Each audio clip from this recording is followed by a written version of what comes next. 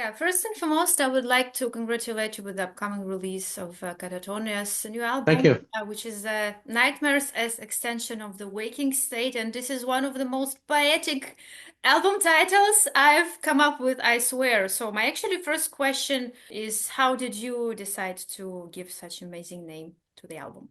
I'd say it's Jonas says he has a very nice poetic touch with lyrics, and I agree. And there's been many interviews I've done, and they want it explained. So it was really nice to hear that you got the poetic message because nobody's. I was like, it's like you don't explain poetry. It's just like if you get something out of it, good for you. If you don't, move on. And I think it's really I agree with you on that. It's like it just makes you think in a really cool way, which good poetry does to you. So how that is conceived, I mean, that's obviously the sum of a million parts, but he has a very curious mind. So it's really cool to work with people that has that feel. It's very rare, I would say. So, was the recording of the album a smooth ride or a challenge, keeping in mind the lineup change, actually? Now, in hindsight, it's wasn't that bad. But it was kind of because yeah, everybody was like in a brace yourself position on a plane, you know. It was like because it was stressful to get it done, to get it recorded. Now I look back on it and it went pretty smooth, you know. It was, I think it's because probably people were really, really focused because of the circumstances. But no, it was great. It was really, I mean, maybe it's because of the fact that you've been doing this for a while now. You get better, I think, on finding the modes that you need to be in, like the zone to record stuff. It's really like a mindset. You have to switch off your brain because if first of all, if you don't know the song, go back home and learn the song. But once you know the song, and if you think about playing the song, the result is never good. So I think I've gotten better at switching my brain off, or maybe it wasn't even switched on to begin with. I think and so that went pretty cool. And it's also with the people you record. It's like if people can make you relaxed and focus on the task, then it's much easier and to get there quickly. So I think that Lawrence McCrory's psychic skills did a great part on like, you know, helping you just to focus on doing your thing. So but it was stressful, but we managed to like get it out. So it feels like my emotional memory of it was like, yeah, that was all right. You know, usually I'm like exhausted. I want to kill myself after album because you've been fighting with the drummer over some bullshit. But no, so this one was fulfilling to make. Yes. Okay. Thanks for such a precise answer. And for me, this album, yeah, I checked out the album. It resembled a little in a vibe in the atmosphere with Fall of Hearts. And what do you think? So, which album is the closest by the vibe, by the atmosphere? Oof, that's a tough one to answer because it's like it touches on several vibes, but that's not a bad comparison. You know, it's got that hollow, dark vibe to it, like Mhm. no hope ever, which is nice. So, Weirdly, it's super cool when it's in music form, but in life it sucks. I don't know. It's the cool thing about this album is like I'm still figuring it out.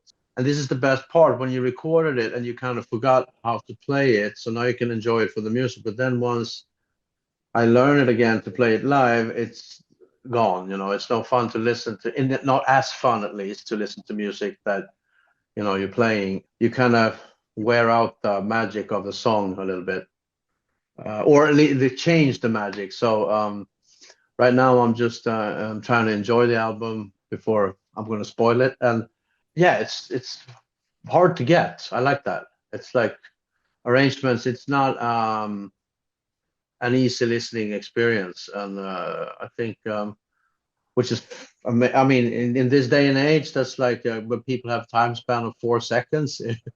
It might be a commercial suicide, but it's really also there's a lot of people out there in need of not verse chorus key. You know that it's keep you on your toes as a listener. I don't know. I find myself at least in that, and that's a very nice place to be when it's like, what the hell is coming up next? I entirely agree that when the song is predictable, sometimes it's cool, but the multifacetedness, Yeah, would call it this way, so it's something that hooks up. It's something that that catches the attention, grabs the attention. yeah. No, it's a just different, but it's really nice at least that you're positively surprised happy. That's Hmm. very rare in recording albums, at least in my experience. Hmm. So the thing that grabbed my attention first and foremost was the song called "Wind of No Change." Was it Right. like uh, an homage to Scorpions or no? No, I don't think so. I mean, we all love Scorps, go, but it's I think there's several people has asked this question, and as far as title goes, it's the exact opposite of Winds of Change, obviously. Hmm. So I guess in that sense, but I mean, obviously there was no thought to Scorpions when but it's in many ways, if you want to interpret it, the opposite of what Winds of Change is about. So yeah, they could act like yin and yang in the wind department or whatever. So it's funny. I mean, I guess I thought it when I saw the title, but then it's just stuck with me. So now when I get the question about, do you know the Scorpions? I say, oh yeah, right, down the Gorky Park.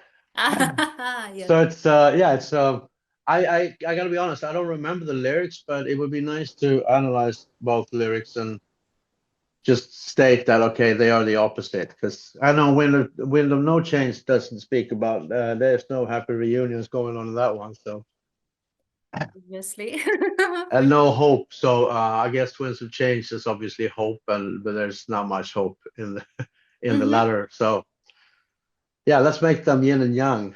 Exactly. And speaking about no hope and everything, allow me to say that Katatonia in general is not very positive band when it comes to the atmosphere, No, the like feelings delivered. And have you ever felt like you maybe wanted to create some more uplifting sort of song, but you appeared to be like, if I may say so, a hostage of the concept of the band?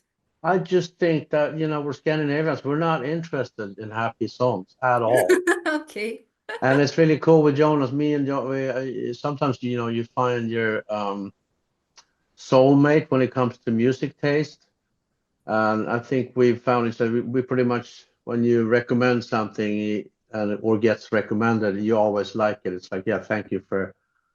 And so I think it's just that nobody's interested in uh,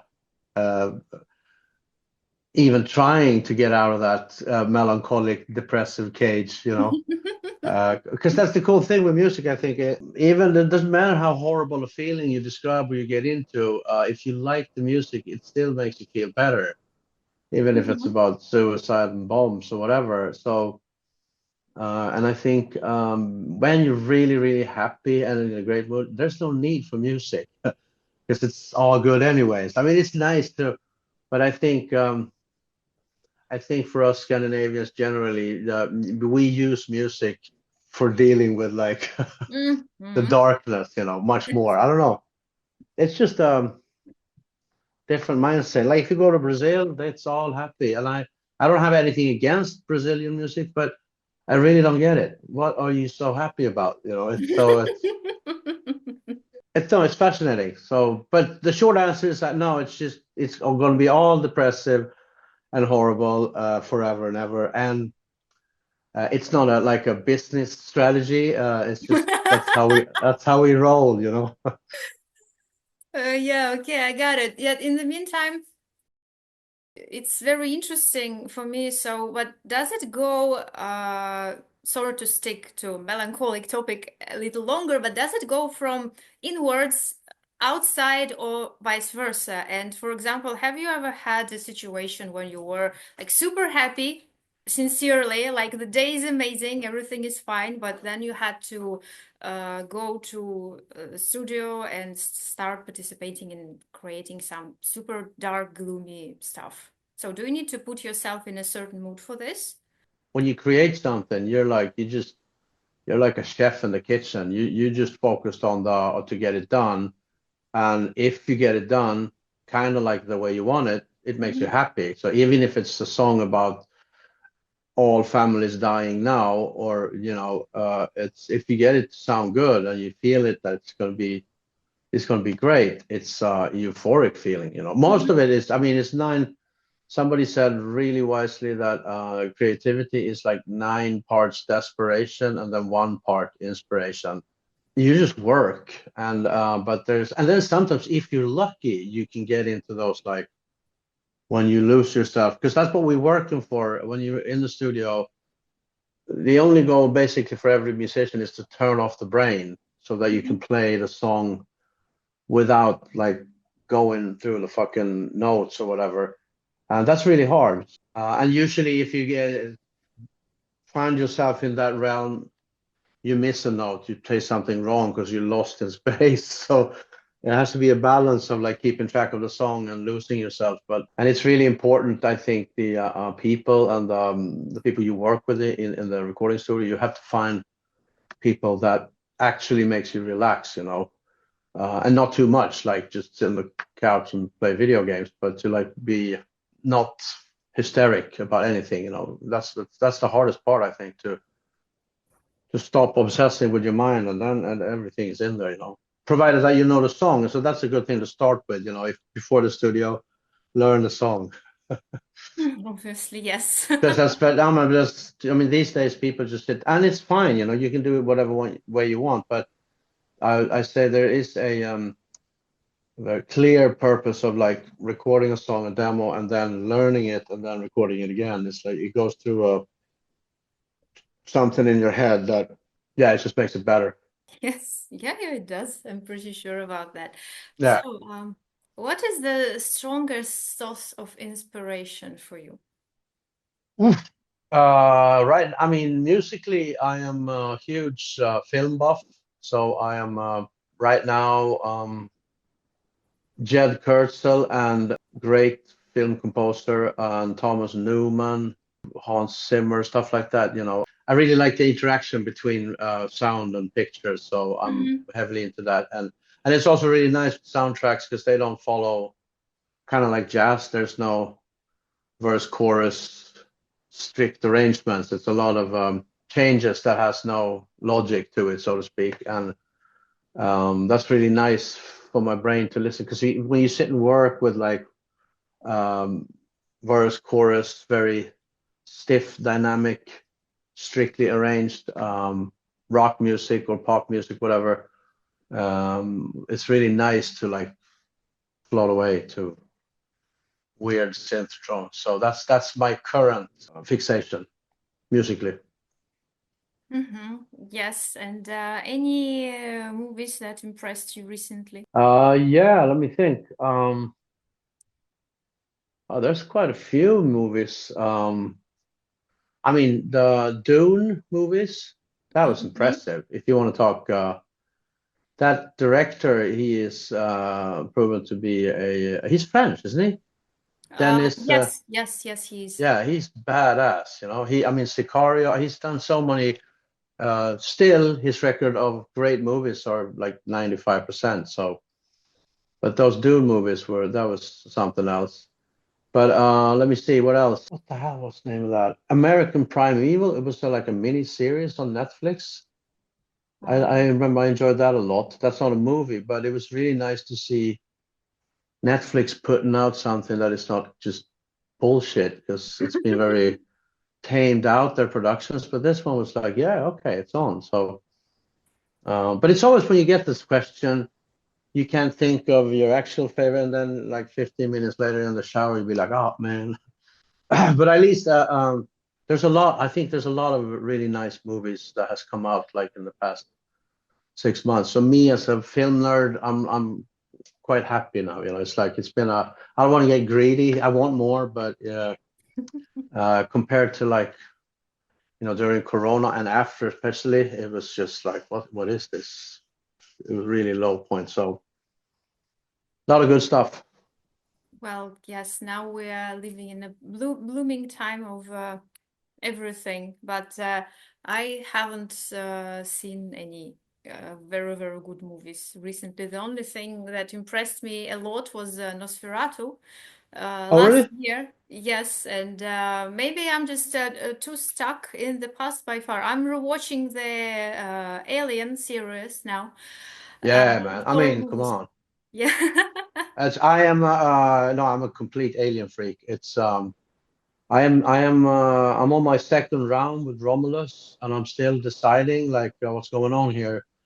So I'm not going to give you my review, but it's a tough one to take on the alien universe, and I could speak for hours about this, but that's nice that you mentioned Nosferatu because that's on my list. And when you say that, I actually remember I saw Longlegs, which I thought was it was a really beautiful and haunting, but the way it was shot and with music slash sound design was really, really next level. Now, when you ask about numbers, that was a good one. Hmm. But yeah, I mean, come on, Alien. That's doesn't get better. I think Prometheus is fantastic, but then obviously the first one. Anything Ridley is involved in, even Covenant, I think, even though it has its flaws, but I watched a couple of fan edits on Covenant Hmm. that were amazing. They just added like 45 minutes of footage and put music, and it's like, oh man, that was because you got the whole story. It's been the theatrical cut is really edited, but yeah, no, I mean Ridley Scott on a good day. Yes, yes, he is surely the master. And yeah, speaking about the fan-made things and everything, nowadays it got even easier. Yes, due to AI, it's not even easier to create some fan-made videos, but also, like insert cats in Jurassic Park instead of T-Rexes and stuff like that. Yeah. What do you think about AI in general and its Oh impact man. on I don't know. I art mean, it's culture? fantastic. It's basically, well, my first sum of the problem slash possibilities is that it takes all the nice jobs from us. Yes. So we still have to peel our potatoes. We still have to do the laundry, and then, but we can't now not make music or become a model or a movie star. That's like, sorry, but that's so it's kind of it's scary, but at the same time, it's fantastic. And I mean, if you look at what he can do, like medicinally or improving like software programming, all these really demanding tasks, it's just like wow. So yeah, it's 50-50 on that one. And what I hate the most is that it's really hard to make it do exactly what you want. I tried out a couple of music once, and I'm a terrible prompter. So if I don't get it right the first time, I start typing in cuss words, to the fucking, and that doesn't work. So it's really hard to at least now to make it do exactly what you want. But basically, what you realize is like now you can't trust anyone. If somebody wants to borrow money or just meet you in the streets, it could be your neighbor fucking with you. So that's scary. So it's yeah, well, but it's not like we can stop it. So just brace ourselves and hold on and hope that it goes well. Yes, yes, indeed. On one hand, it can be helpful in medicine, but in the meantime, everyone watched Terminator. Yes, You know? and everyone Yeah, no. knows. Yeah, Yeah. but it's like the internet, the possibilities and what we could do with the internet. We fucking don't use it for that. We watch cat videos, period. So yeah, it's probably going to be the same thing with AI. It's not going to be used that much for as much as it should be for medicine, but more for yeah, putting cats in Jurassic Park, creating memes. Yeah, no, but it's really it's cool. I'm trying to be open-minded. positive, although I'm terrified. Yeah, yeah, we have no choice anyway. No. That is true. So another quite a serious question. So Katatonia has been on stage since 1991. I wanted just to ask, so you was in music industry for quite a while in the meantime. Yeah.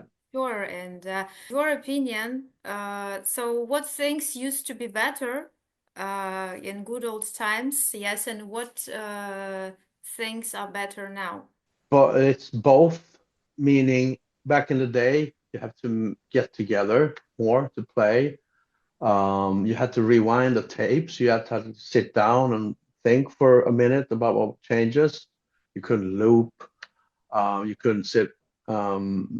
So it was a different process, perhaps more time consuming, or I think in the end, same amount of time, but it was a lot of interacting with other people.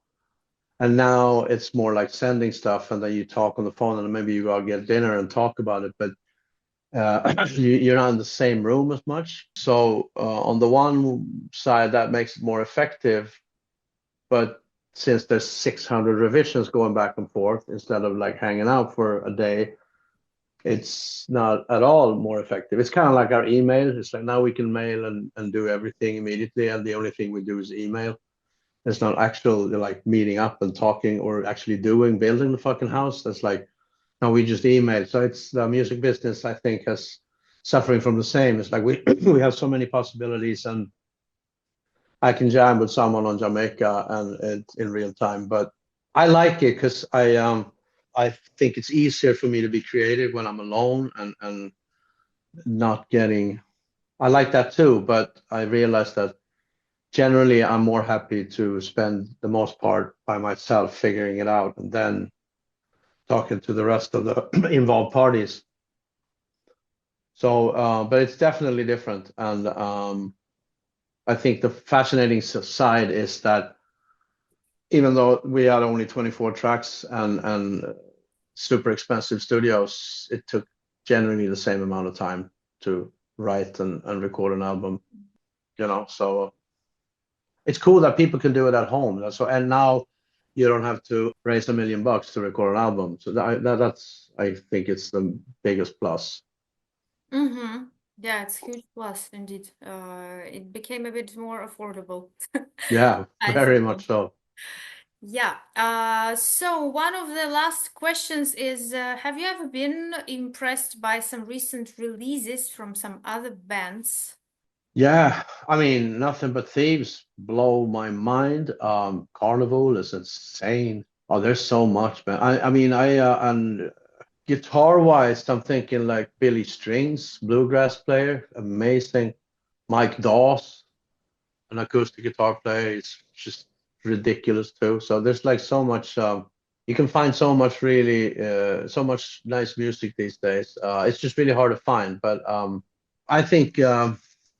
I mean, since I'm working a lot with metal, I'm not looking so much for it. Right now, I'm like in a soundtrack country period, and it's great. Every time you like look around, you find like if you actually go for the hunt, you can find really good stuff pretty much in an hour. So I'm trying to, even though it's a bit too much, and there's like what 100,000 songs a day. It's like, come on. So you kind of like don't give music as much time as it deserves. Sometimes you find like something that's, and then half a year later you realize that you haven't listened to that favorite album because it just got drowned in. But I mean, that's one of them good problems, I guess, that you have too much. So, but yeah, no, I think music is thriving as a whole.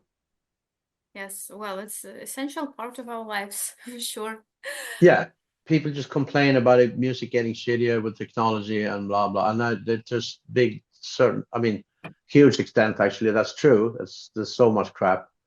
But you know, if you find the gold nuggets, it's insane. It's like it's so good. You like, what is this? So yeah, I'm more positive than negative on that one. So the last question for today is, what would be the message for the fans that will surely watch this interview? I know the pain of losing, like when the original member of your favorite band quits. Not my fault. So just bear with me, and give us the chance to prove ourselves, and hopefully we shall continuing have a nice relationship.